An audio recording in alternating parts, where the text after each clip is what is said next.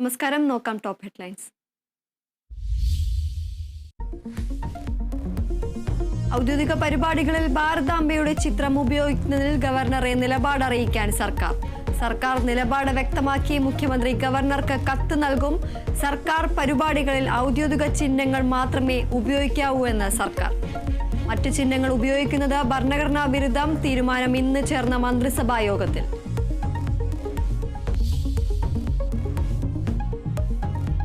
സംസ്ഥാനത്ത് മഴ ശക്തമാകും. വയനാട്, മലപ്പുറം, പാലക്കാട്, ഇടുക്കി ജില്ലകളിൽ ഓറഞ്ച് അലർട്ട്.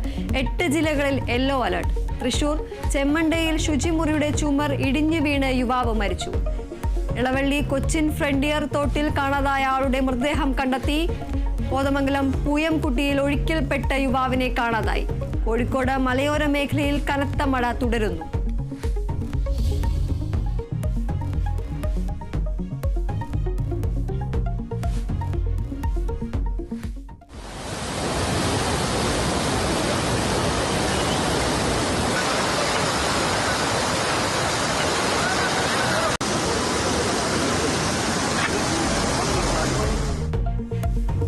കനത്ത മഴയിൽ വയനാട് മുണ്ടക്കൈ, ചൂരൽമല, പുന്നപ്പുഴയിൽ നീരൊഴുക്ക് ശക്തം.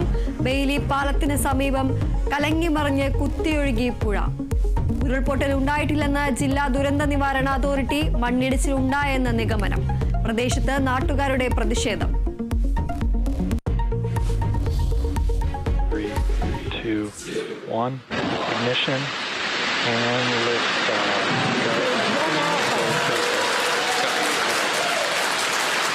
For 3 nations, a new chapter in space takes flight.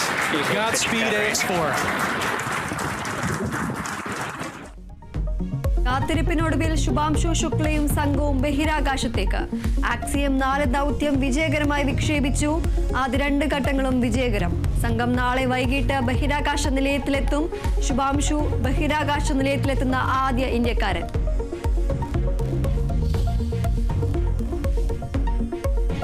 നിലമ്പൂരിൽ എം സ്വരാജിന്റെ വ്യക്തിപ്രഭാവം വോട്ടായി മാറിയില്ലെന്ന് CPI വിലയിരുത്തൽ സംസ്ഥാന എക്സിക്യൂട്ടീവ് യോഗത്തിൽ.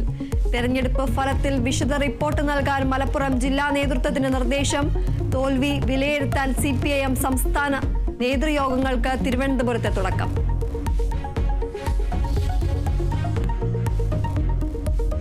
കേരളത്തിൽ നിന്ന് 950 പേർ പോപ്പുലർ ഫ്രണ്ടിന്റെ ഹിറ്റ് ലിസ്റ്റിലെന്ന് NIA. പട്ടികയിൽ മുൻ ജില്ലാ ജഡ്ജിയും രാഷ്ട്രീയ നേതാക്കളും. വെളിപ്പെടുത്തൽ ശ്രീനിവാസൻ വധക്കേസിൽ പ്രതികളുടെ ജാമ്യാപേക്ഷയ്ക്കെതിരെ കോടതിയിൽ നൽകിയ റിപ്പോർട്ടിൽ.